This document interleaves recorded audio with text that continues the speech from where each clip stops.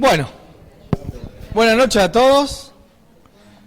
Hoy vamos a continuar lo que habíamos dejado en un principio, habíamos hecho un stop con relación a todo lo que son las fiestas. ¿Bien? ¿Por qué vamos a comenzar ahora de nuevo con las últimas fiestas, con las últimas 3 fiestas que no estudiamos? Porque bueno, ya estamos pronto a que estas fiestas empiecen y bueno, y tenemos que saber de qué se trata, tenemos que saber para qué son las fiestas y cómo son, ¿no? Entonces nosotros vamos a hacer una breve introducción de lo que son las fiestas solemnes de Yahweh, las que son la de otoño. Habíamos visto la de la primavera, que eran, ¿se acuerdan? Pesaj, panes sin levadura, bien, primicias, y después terminaban con Pentecostés, la última fiesta. Pero luego venían las fiestas de otoño, que son las fiestas que todavía el señor Yahshua todavía no las cumplió. ¿Bien? Las otras 4 primeras fiestas ya fueron cumplidas en su debido orden, pero estas 3 fiestas que faltan todavía no se han cumplido, entonces es cuando más atentos tenemos que estar, ¿no? Nosotros sabemos que toda la escritura es inspirada por Dios, es útil para enseñar, para redarguir, para corregir, para instruir en justicia, a fin de que el hombre de Dios sea perfecto, enteramente preparado para toda buena obra. Esto lo escribió Pablo, se lo escribió a Timoteo. Resulta que cuando se lo escribió en el primer siglo, a mediados y fines del primer siglo, y en esa época todavía el Nuevo Testamento no se había escrito. ¿Bien? Entonces, ¿a qué palabra se refería el apóstol Pablo cuando dice que la escritura es inspirada por Dios y útil para enseñar? ¿A la Torá? Y a los profetas. O sea, quiere decir que los discípulos, bien, los discípulos y el mismo Yahshua, lo que estudiaban era la Torá y los profetas. Entonces, seguían, ya el Señor Yahshua ya había ascendido a los cielos, ya había muerto, había resucitado y había ascendido a los cielos. Entonces estamos hablando que ya habían pasado como 30 años, porque esta carta se escribió más o menos en el 65, si no me equivoco. Bien, entonces estamos viendo de qué escritura era la que ellos seguían escudriñando, seguían estudiando. Bien, la misma que nosotros tenemos hoy en el Antiguo Testamento. Ahora, por irse al Antiguo Testamento no significa que seamos judaizantes, porque lo primero que dicen uno es, si estás estudiando el Antiguo Testamento, sos judaizante. Y ser judaizante es otra cosa. Ser judaizante es acercarse a las costumbres de la Torá, no de la Torá sino de los judíos, a las costumbres de la religión, que hoy hay muchas clases de judaizantes. No solamente hay judaizantes judíos, sino que ahora sigue habiendo judaizantes romanos, hay judaizantes evangélicos, porque todo el que te lleva a una religión, todo el que te lleva a obras, ¿bien? Y no al estudio real de la palabra, es un judaizante. ¿Bien? Te saca de la palabra. Entonces, judaizante no son solamente lo que sean judíos, ¿bien? Sino todo aquel que te lleva al ritualismo frío de una religión y no te lleva al espíritu de la Torah, al espíritu de la palabra, ¿bien? Entonces, que nosotros estudiemos la palabra, que estudiemos la Torah, que estudiemos las fiestas, ¿bien? No es que vamos a hacer religión sobre eso, sino que vamos a encontrar el verdadero sentido de cada fiesta para que eso nos pueda servir. Porque si Dios lo estableció, no lo estableció porque sí o porque Él se beneficia, sino porque cada fiesta y cada cosa que en la Biblia está escrita y está expreso para que nosotros lo podamos cumplir es para un beneficio propio nuestro. ¿Bien? Entonces, si estudiamos el Antiguo Testamento y estudiamos las fiestas, ¿por qué? Porque somos celosos de la palabra, somos celosos de la Escritura, somos celosos de la misma Torá, pero no de los ritualismos, sino de la palabra, ¿bien? Ya lo dije cuando se escribió el libro de Timoteo, ¿no? Ya no estaba el Nuevo Testamento, sino que la escritura a la cual se refería era a la del Antiguo Testamento, ¿no? Vemos que el Señor Yahshua y los apóstoles predicaban la Torá. Ellos enseñaban la Torá. ¿Bien? Mateo 5, por ejemplo, en el versículo 17 dice: no pensáis que he venido a abrogar la ley, o los profetas, no he venido para abrogar, sino para cumplirla. Podemos ir leyendo hasta el versículo 19 y nos vamos a dar cuenta que el mismo Señor Yahshua lo que hacía era en ningún momento anular la palabra, sino todo lo contrario, traer la verdadera interpretación de la palabra. Bien, esto lo voy pasando rápido porque son cosas que ya hemos visto, ¿sí? ¿Por qué Yahshua y Yahweh? ¿Yahshua quién es? Jesucristo. Yahshua, Es Dios. Yahweh es Dios Padre y Yahshua es Jesucristo. ¿Bien? Estamos hablando por los verdaderos nombres que ambos tienen, ¿no?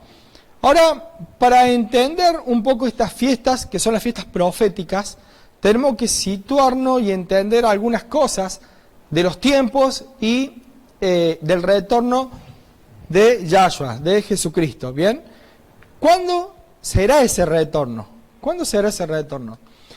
Muchos nos han enseñado que cuando vemos la Escritura que dice que pero el día y la hora nadie sabe, ni aun los ángeles de los cielos, sino mi Padre, pareciera que puede venir mañana o puede venir dentro de 3 siglos o puede venir en 5 milenios. Como que no da una indicación precisa de cuándo serían los tiempos. Nosotros cuando vimos y estudiamos, por ejemplo, la fiesta de Shavuot, vimos que era un pacto de bodas. Y eso tiene mucha relación con este periodo de fiestas. Porque en una boda hebrea, ¿qué se hacía? Se desposaba, el novio desposaba a la novia, el novio se volvía a la casa del padre a preparar moradas. Por eso es que ahí vamos a entender los textos cuando dice, yo voy a hacer moradas. ¿Ven? Yo voy a hacer moradas, dice el mismo Señor Jesucristo, ¿no? Yo voy a hacer moradas. Entonces, ahí es cuando entendemos que estamos hablando de un pacto de bodas. ¿Bien? Y de ahí... Claro, el morada de la casa. ¿Y cuando vuelve el novio a buscar a la novia para el casamiento definitivo, en donde la mujer ya va a vivir con el novio? ¿Saben cuándo? Cuando el padre del novio dice, anda a buscar la novia. El que pone la fecha, el que pone el día, el que pone la hora, es el padre del novio. Cuando él dice, la novia ya está preparada, vos ya preparaste la morada, cuando ya está todo listo, ahí va. Por lo general en una boda hebrea es al lapso de 1 año más o menos, ¿bien? Pero el día y la hora lo pone el padre. Por eso que el Señor Yahshua dice, pero la hora y el día nadie lo sabe, ni aun los ángeles del cielo, sino ¿quién? Solo mi Padre, ¿bien? Pero vamos a tener un poco más sobre esto. En 1 Tesalonicense, que acá lo tenemos, 5:1 dice, pero acerca de los tiempos, este es el apóstol Pablo que está escribiendo. Dice, acerca de los tiempos y de las ocasiones, dice que no tenéis necesidad, hermanos, que yo os escriba. A veces nosotros nos imaginamos que el apóstol Pablo le estaba hablando, ¿bien?, a personas que no conocían nada de la palabra. Pero no olvidemos que todos los primeros cristianos eran judíos, ¿bien? Y los gentiles que se sumaban no eran personas que eran idólatras de otros dioses. No, los gentiles eran temerosos de Dios. No estamos hablando de un gentilismo que hoy le decimos gentil al pagano. No, estamos hablando de personas que eran temerosas de Dios, que algo conocían de la palabra. Además, en las sinagogas se sentaban, estaban los judíos, estaban los prosélitos, que eran los circuncidados, y estaban los gentiles de la puerta. Entonces estamos hablando que el gentil de esa época no es el mismo gentil que nosotros hemos entendido o pensado. ¿Bien? Entonces el gentil era un temeroso de Dios. Entonces acá dice, pero acerca de los tiempos y las ocasiones, dice, no tenéis necesidad, hermanos, que yo os escriba, porque vosotros sabéis perfectamente, miren, vosotros sabéis perfectamente, ¿no? ¿Qué saben perfectamente? Que el día del Señor vendrá así como ladrón en la noche. algo parecido a lo que decía Jesús, que nadie sabe, ¿bien? Como ladrón de noche. Que cuando digan paz y seguridad, entonces vendrá sobre ellos destrucción repentina, como los dolores a la mujer encinta y no escaparán. Mas vosotros, hermanos, miren lo que dice acá, mas vosotros, hermanos, no estáis en tiniebla para que aquel día os sorprenda como ladrón. O sea, ¿qué quiere decir? Que a la familia de Dios, a los hijos de Dios, no te puede sorprender la segunda venida del Señor Jesucristo, la segunda venida de Yahshua. ¿Por qué no te puede sorprender? Porque vos ya hay algunos datos que los vas a ir teniendo, porque al conocer la Escritura hay ciertos tiempos, no lo vamos a ver preciso, pero hay ciertos tiempos que sí lo vamos a reconocer y vamos a tener que estar velando para que cuando llegue ese día. Dice, porque todos vosotros sois hijos de luz e hijos del día, no somos de la noche ni de las tinieblas. Por tanto dice, no durmamos como los demás, sino velemos y seamos sobrios. ¿Bien? Pues los que duermen de noche duermen y los que embriagan de noche se embriagan, pero nosotros que somos del día, seamos sobrios, habiendo vestido con el corazón de la fe y de amor, con la coraza de la fe y de amor y la esperanza de salvación como yelmo, porque no nos ha puesto Dios para ira, sino para alcanzar salvación por medio de nuestro Señor Jesucristo, quien murió por nosotros, ya que sea que velemos o que durmamos, vivamos juntamente con Él, porque por lo cual animaos unos a otros y edificaos uno a otro, así como lo hacéis. ¿Bien? Entonces vemos que no es para todos que va a ser como ladrón en la noche, sino que para los hijos de Dios, para la familia de Dios, lo que pertenece realmente a la familia de Dios, no te tiene que sorprender la segunda venida. ¿Bien? ¿A quiénes aquel día lo va a sorprender como ladrón en la noche? ¿No? ¿A quiénes van a ser? ¿A los que están en tiniebla? ¿A los que están en desconocimiento? Dice, no, pero yo recibí a Cristo en mi corazón. Pero si no estudiara la palabra, va a estar como, te va a caer como ladrón en la noche. Porque conocer a Cristo no es hacer una oración. Si Cristo es la Torá hecha carne, quiere decir que si yo quiero conocer a Cristo, no solamente que lo tengo que recibir en una oración, sino que tengo que escudriñar la Escritura para que esa Escritura se haga carne en cada uno de nosotros y así poder entender todas estas cosas, ¿no? Entonces, al mundo y a los cristianos que no conocen la palabra de Dios, es a quienes le va a caer como ladrón en la noche. El otro día escuchamos que Horacio hacía algo de más de 7.000 religiones. Más de 7.000 religiones están asentadas en el Registro Nacional de Culto. Aquí en Argentina. Imagínense en el mundo. ¿Cuántas religiones? ¿Cuántos pensamientos? ¿Cuántas doctrinas? ¿Cuántas cosas hay dando vuelta? Ahora, ¿a cuántos los va a sorprender como ladrón en la noche? La única forma que no te sorprenda como ladrón en la noche es estudiando las Escrituras, conociendo las Escrituras. ¿Bien? Nosotros tenemos que entender que hay 3 periodos de la humanidad. Hay 3 periodos de la humanidad. Esto es básico para poder entender lo que viene. Bien, todavía no empezamos con las fiestas, sino que antes de empezar con las fiestas tenemos que entender este tipo de cosas. Hay 3 periodos de la humanidad. ¿Bien? Ya vemos, con las imágenes algo nos vamos dando cuenta, ¿no? Este mundo que estamos viviendo hoy, un reinado milenial, ¿no? Y el cielo.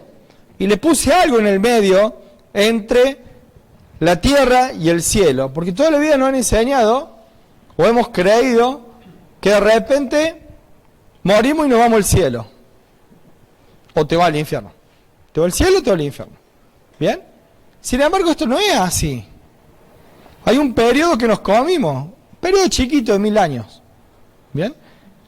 Pero hay un periodo entre el cielo y la tierra. ¿Bien? Entonces, ¿cuál es el primer periodo? El primer periodo es la vida terrenal. ¿Bien? La vida terrenal. ¿Cuál es la vida terrenal? ¿Cuál es el periodo de esa vida terrenal? Miren, en Génesis 6:3 dice, y dijo Yahweh, no contenderá mi espíritu con el hombre para siempre, porque ciertamente él es carne, mas serán sus días 120 años. ¿Bien? Algunos pensaron que de repente 120 años iba a ser la vida del hombre, pero sin embargo, posterior a Génesis, tenemos muchas personas que vivieron más de 120 años. Está claro que no era que determinaba un tiempo de vida para las personas, sino a qué se estaba refiriendo Dios con relación a este periodo de 120 años. Miren, si hacemos una ecuación de 3 simple, una regla de 3 simple, vemos que cada año que habla ahí Dios en Génesis es un jubileo. Cada jubileo tiene 50 años. Hoy no voy a explicar el jubileo, así que no me pregunten qué es lo que es el jubileo. ¿Bien? Cada jubileo dura 50, cada jubileo dura 50 años. ¿Bien?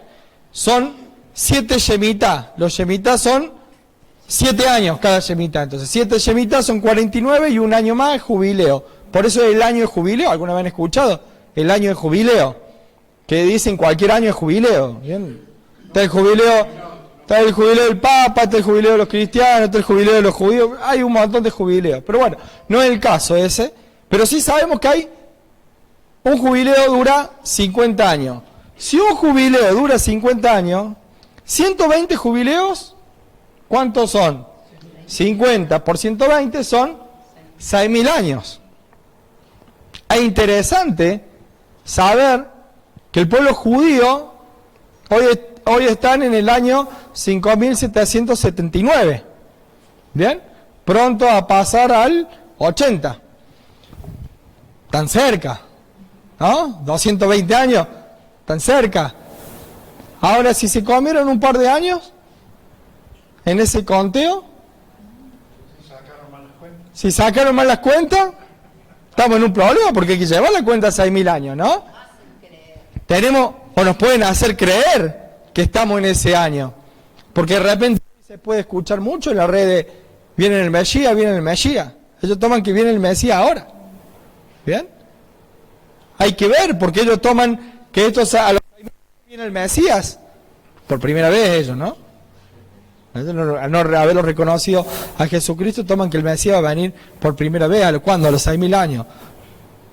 Hay mucha coincidencia. Si uno saca la cuenta, hay algunos que han sacado la cuenta que estamos en el 5.995, hay otros que han sacado la cuenta que estamos en el 5.990, hay otros que han sacado la cuenta, hay un montón de cuentas. Yo no voy a tirar un número ni una fecha, porque no la he sacado, porque yo, en mi caso, prefiero ver más las señales de Dios que ponerme a sacar cuenta, porque si todos los que sacan fecha siempre le erran, entonces mejor no me pongo a sacar la fecha. ¿Bien?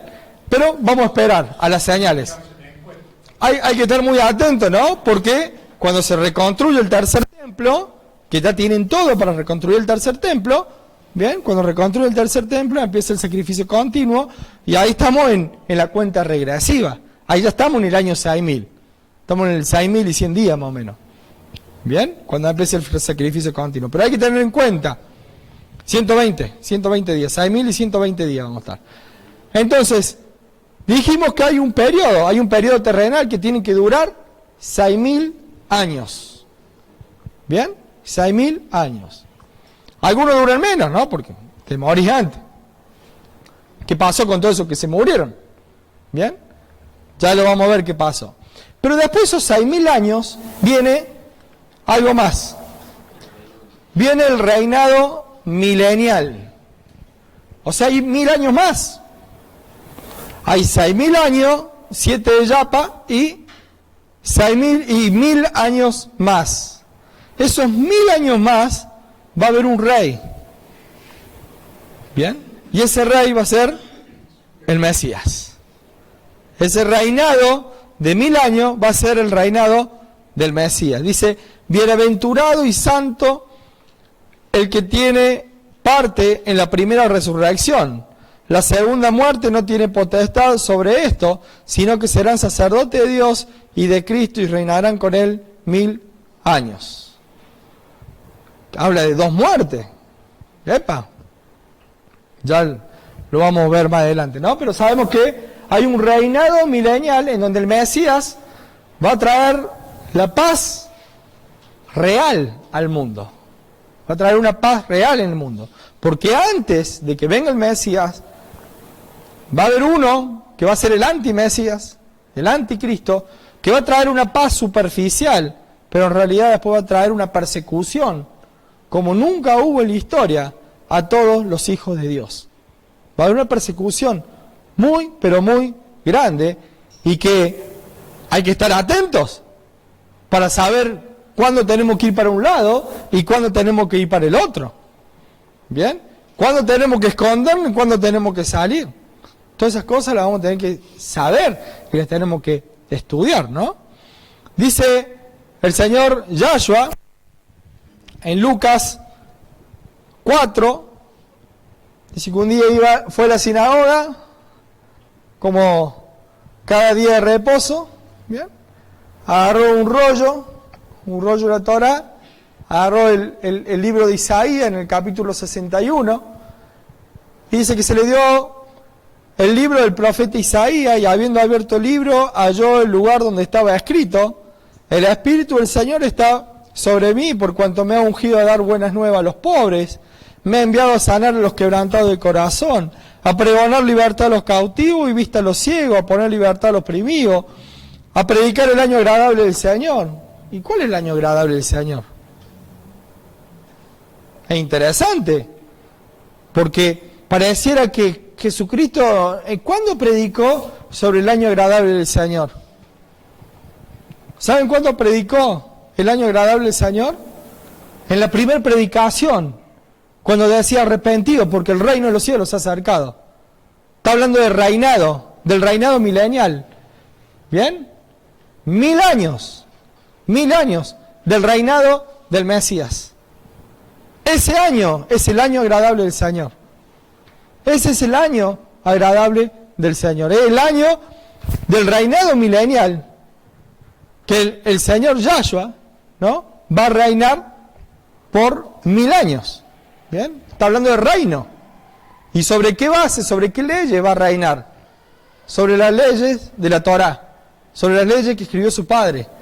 Sobre ese reino es que va a reinar, ¿no? Ahí tenemos el texto en Isaías 61, dice en el versículo 2, a proclamar el año de la buena voluntad de Yahweh y el día de venganza del Dios nuestro. Ahí aclara hasta un poquito más. En Lucas se comieron esta última parte, cuando lo escribió el escritor o los que tradujeron, se han comido esta parte, ¿no? El día de venganza del Dios nuestro, porque hay un día de venganza que nosotros, si seguimos perseverando en las cosas de Dios y estamos en las cosas de Dios y estamos en la boda del Cordero, cuando estemos en la boda del Cordero va a venir la ira de Dios, que Dios no quiere que nosotros la veamos, que es donde no va a quedar nada en pie en la tierra, para que después se termine de establecer el reinado milenial. ¿Bien? Sí, el Armagedón. Viene todo. Y después del reinado milenial, ¿ven? Miren todo lo que pasa. Después de 1000 años, recién ahí viene la nueva Jerusalén.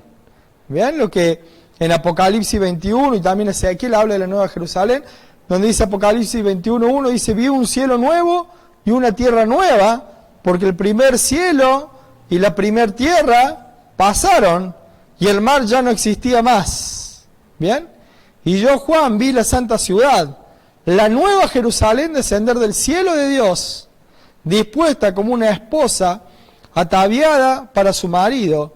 Y oí una gran voz del cielo que decía: he aquí el tabernáculo de Dios con los hombres, y Él morará con ellos, y ellos serán su pueblo, y Dios mismo estará con ellos como su Dios.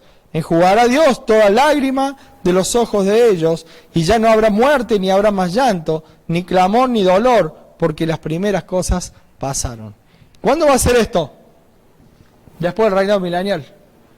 Ya eso es el cielo, eso ya es la eternidad. Eso ya es la eternidad. Miren cuánto falta para que podamos llegar al cielo, ¿no? Falta mucho. Hay que remarlo. Entonces, bueno, ahora hay tiempo. La Jerusalén, ¿no? Dice que es una ciudad de oro, de piedras preciosas. No sabemos si de esos metales, pero sí parecido. ¿Bien? Sí parecido. Ahora, entendiendo estos tres periodos, sabemos que existen estos tres periodos. Ahora nos tenemos que situar en dónde estamos. Estamos en el primero, obviamente. ¿Ven? Estamos en el primer periodo. Pero estas fiestas, el primer periodo son los 6.000 años. Estamos todavía dentro de ese primer periodo que son los 6.000 años. ¿Bien? Pero Dios, Yahweh, ¿no?, nos dejó escrito en su palabra todas las cosas para que sepamos cómo prepararnos adecuadamente en cada acontecimiento, en cada ocasión, ¿no? Entonces, estamos en nosotros, ¿no?, tener que estar preparado y confiar en lo que Él puso en su palabra. Entonces, la única manera es que nosotros podemos sobrevivir a todas estas cosas, ¿bien? Entonces, vamos a tener que ver qué indican estas tres fiestas de otoño. Estas tres fiestas de otoño del norte, ¿no? Acá en el sur va a ser primavera, pero allá es norte. Bien, el norte es otoño va a ser, ¿bien? Vamos a ver qué nos marcan estas tres fiestas, ¿no? Estas tres fiestas son el traspaso de la primera etapa a la segunda, ¿bien? Demora más o menos 21 días desde la primera fiesta hasta la última, demora más o menos 21 días. Pero tenemos una preparación como toda fiesta. Cada vez que vamos a una fiesta nos tenemos que preparar antes y va a haber una preparación para la primera, para la segunda, aún para la tercera fiesta también va a haber preparación. La primera fiesta que vamos a tener en la fiesta de otoño es Yom Teruah o trompetas. La segunda es Yom Kippur o expiación. Yom Kippur puede ser la que más le puede sonar, porque bueno, aconteció la guerra de Yom Kippur, entonces es conocida. Entonces, ¿por qué? Porque fue en ese día de Yom Kippur. Y después tenemos la fiesta de Sukkot o tabernáculo o la boda del Cordero. ¿No? Estas son todas proféticas que el Señor Yahshua la va a cumplir. ¿Cuándo? En el momento en que Él ya vuelva. ¿Bien? Si lo vemos de esta manera, le traje varios gráficos como para que se puedan entender bien. Tenemos el primer periodo de fiesta, tenemos el Pesaj, ¿bien?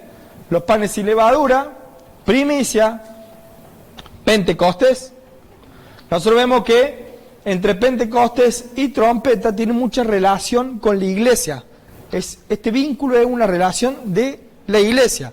Pero estas tres es Yahshua totalmente y estas dos es Yahshua totalmente. ¿Bien? Pentecostés y trompeta. Pentecostés, la iglesia, el cuerpo de Cristo recibe el Espíritu Santo. ¿Se acuerdan de eso, no? Me imagino que sí, porque venimos estudiando.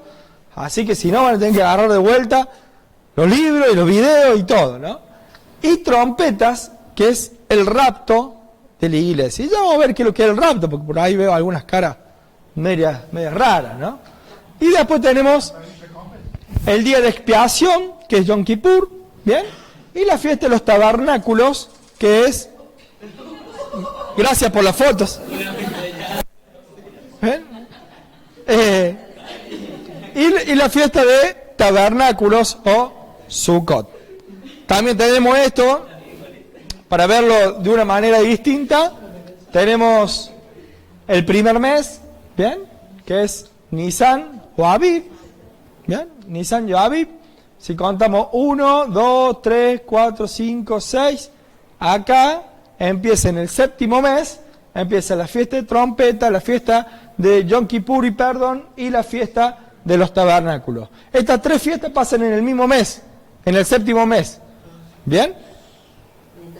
Esto es el calendario hebreo, ¿bien? Así que bueno, ahí tenemos como para que puedan verlo, saquen la foto. No la batalladora de Racing. No es un horóscopo. También tenemos acá lo que son las cosechas. Vieron que siempre nosotros dijimos que el calendario de Dios, ¿cómo era? Era solar, lunar y agrícola. Bien, si ustedes acá ven el solcito, ¿ven? ¿Ven? El clima, aquí tenemos el clima, lo que es verano, invierno, primavera, otoño, pero acá también tenemos, ¿ven? La cebada, bien, y todo lo que se cosecha en cada época, ¿bien? En esta época tenemos los frutales, entonces está todo bien diagramado, un lindo calendario para los que conocen. Ahí cuando comienza el luna y empieza la preparación. Claro, acá es el mes 6, como dice Adrián, Ahora en unos días. que empieza en el próximo cambio de luna, empieza el mes 6, aproximadamente el 21, El 29. al 29. Coincide 20.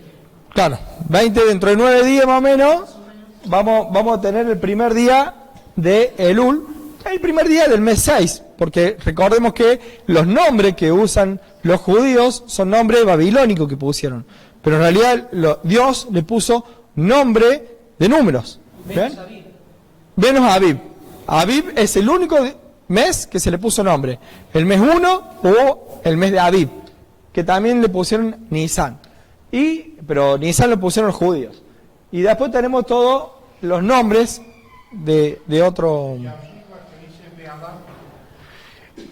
Recuérdense que cada 3 años más o menos, de acuerdo a cómo se dé el y la primera luna, es que se nos puede dar un mes más, es un año bisiesto.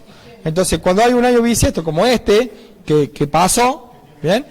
Claro, que tuvo 13 meses, en vez de 12 meses tuvo 13 meses. ¿Bien? Claro, el año pasado. El año anterior, el año anterior de hebreo, claro, el año anterior de hebreo fue de 13 meses. Y en este año hebreo que estamos es de 12.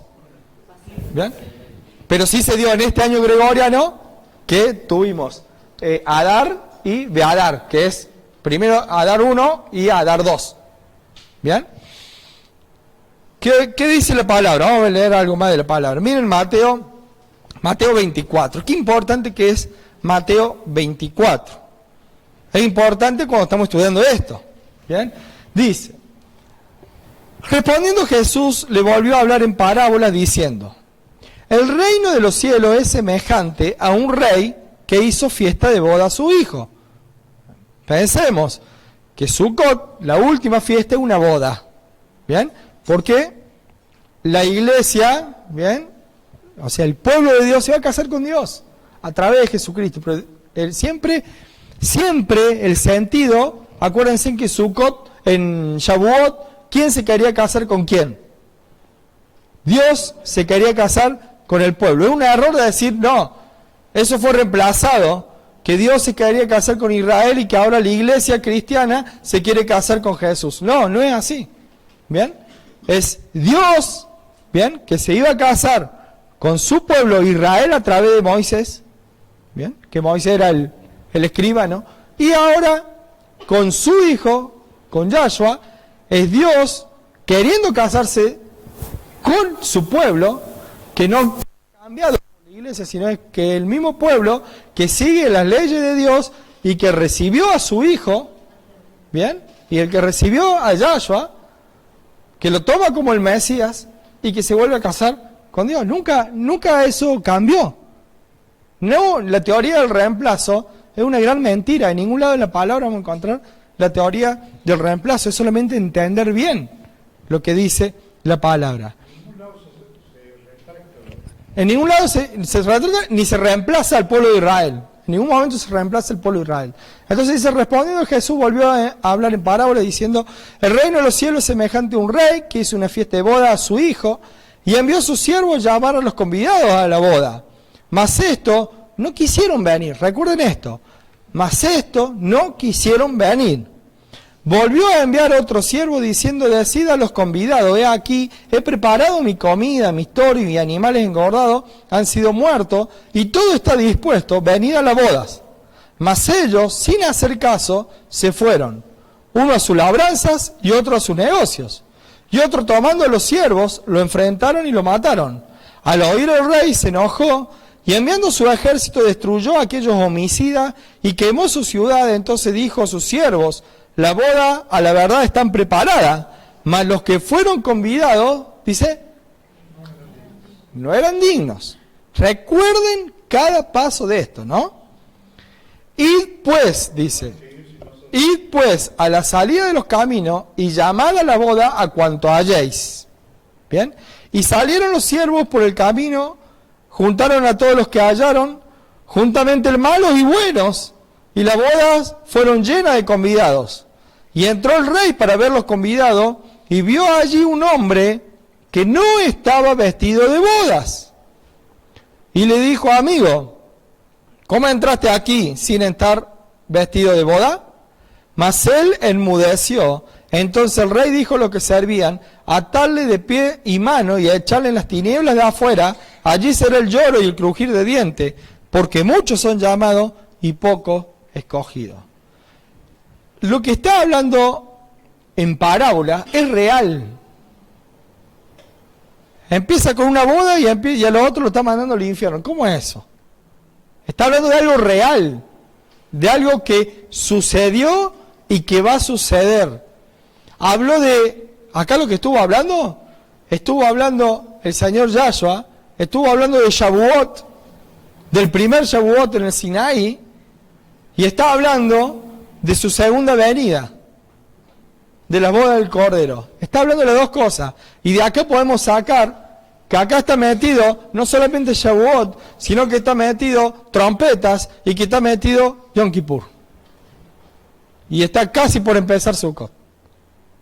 En esa misma parábola metió 3 fiestas el señor Yahshua. Miren, si nosotros vemos en esta parábola que esta boda nos marca un llamado, hay un rechazo y hay 3 pasos muy destacados. ¿Bien? El Creador invitó permanentemente al pueblo hebreo a las bodas. ¿Dónde lo invitó primeramente? En el monte Sinaí. Ya estaban preparadas, dice. Pero muchos de ellos, ¿qué hicieron? Rechazaron. ¿Qué le dijeron a Moisés? No. Manéjalo vos, háblalo vos, no queremos saber nada.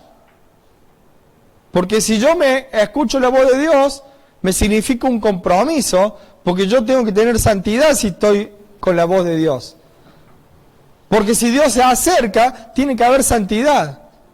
Y yo no quiero morir. Entonces, ¿sabes qué, Moisés? Hacete cargo vos. Después contá lo que te dice. ¿Ven? ¿Qué pasó?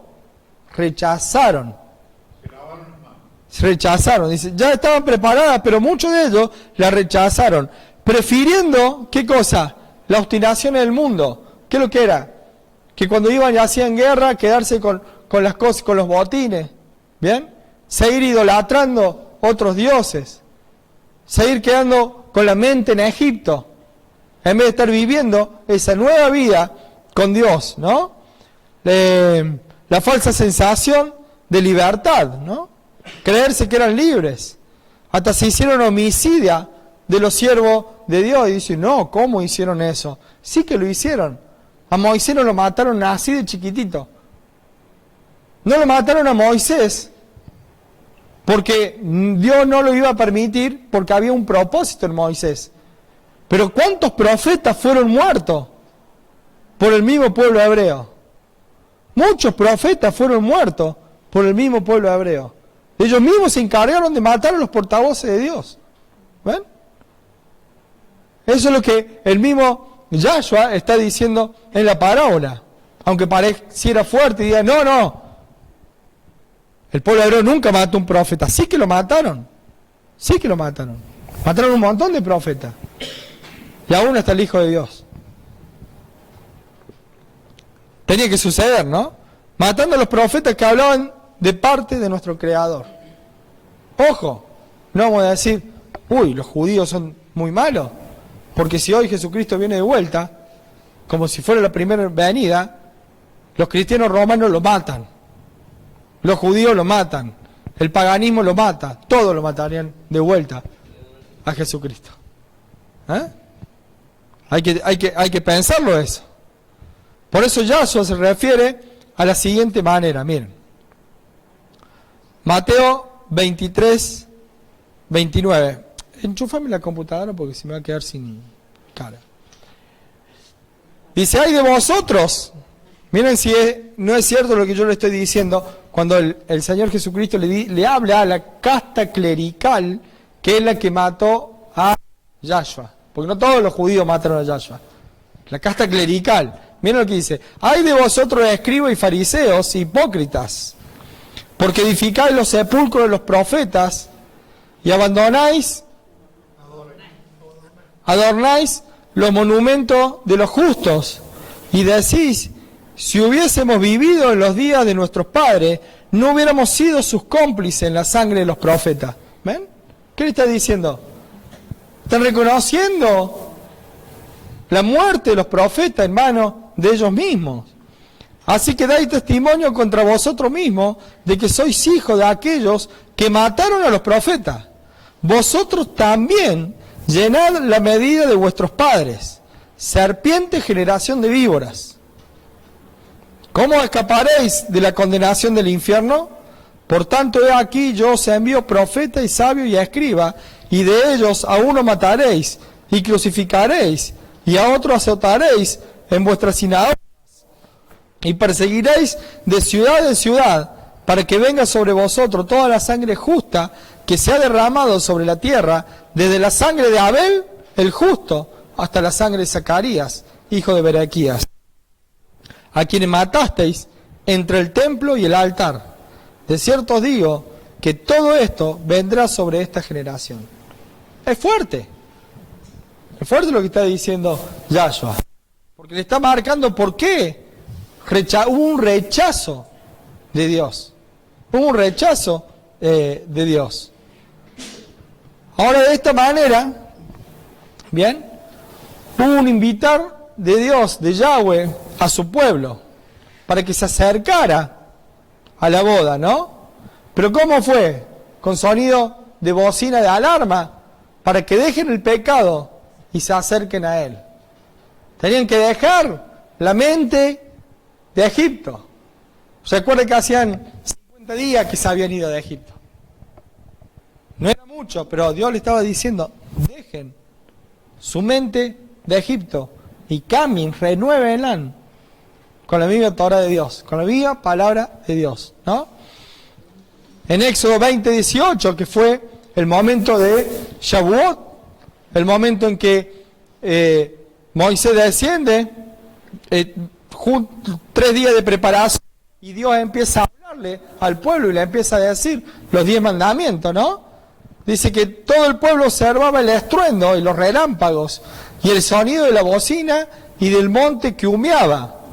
Y viéndolo el pueblo, temblaron y se pusieron de lejos. Y dijeron a Moisés, habla tú con nosotros, y nosotros oiremos, pero no hable Dios con nosotros para que no muramos. ¿Ven? ¿Hubo un rechazo? No hubo un rechazo a Dios. Sí que hubo un rechazo a Dios. No quisieron tener esa relación personal con Dios, como si Moisés lo quiso, y como si Moisés lo hizo, y varios como Moisés lo hicieron, ¿bien? Pero el pueblo en general no quería acercarse a Dios, no quería tener ese acercamiento con Dios, ¿no? Pero antes de aceptar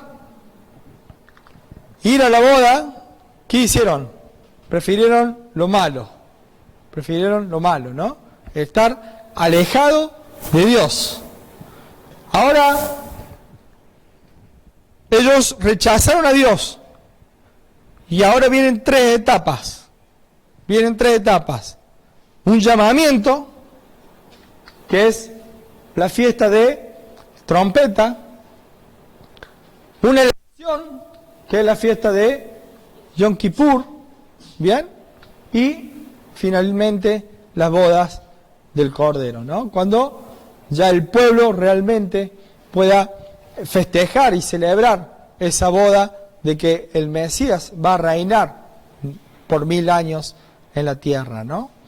Entonces, con esto podemos ver que las fiestas son un ensayo. ¿Un ensayo de qué? De lo que va a venir. Las otras son fiestas conmemorativas de lo que ya pasó. Las otras 4. Ahora las fiestas que se vienen son proclamación de lo que está por venir, ¿bien? Y que algún día la vamos a vivir, si Dios lo permite, la viviremos nosotros, si no la vivirán nuestros hijos, y si no serán nuestros hijos, serán nuestros nietos, pero la tenemos que conocer, porque alguna generación la va a vivir, ¿bien? Van a venir esos momentos que realmente se van a estar sucediendo todas estas cosas, ¿no? Por eso es que debemos celebrarla para rendir obediencia a Yahweh primeramente, porque si Dios la puso para que la celebremos, entonces tenemos que obedecerla, ¿bien? Pero también tenemos que estar preparados para cuando esos tiempos proféticos se cumplan. Ahora tenemos que saber cómo manejarnos en cada acontecimiento, en cada momento que vayan sucediendo, cada hecho que vaya sucediendo, nosotros lo tenemos que tener bien claro. Tenemos que saber para qué sirve cada fiesta. No vamos a ver hoy, en mi ilusa imaginación pensé que hoy pudiéramos ver trompetas, pero visto cómo se extendió el tiempo, pudimos hacer nomás la introducción de lo que son las fiestas de otoño. Así que no voy a empezar con trompeta, sino que ya lo vamos a ver directamente el martes que viene, porque si no, no me va a alcanzar los 5 o 10 minutos que quedan para poder verlo. Pero ya creo que quedó un panorama de lo que son estas fiestas, el principio de esta fiesta de otoño. Y es muy importante la preparación que vamos a tener para celebrar estas fiestas. Porque estas fiestas no se pueden celebrar de una manera en que, bueno, mañana la fiesta, listo, voy y la celebro.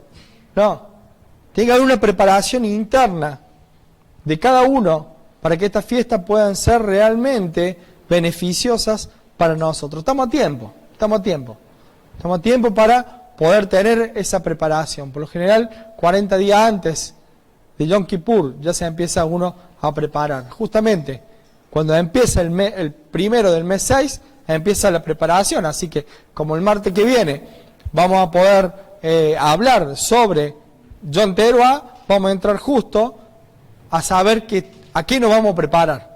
¿Bien? ¿A qué nos vamos a preparar? Y mientras después vamos a ver Yom Kippur y Sukkot. Amén. Bien. Que Dios los bendiga mucho.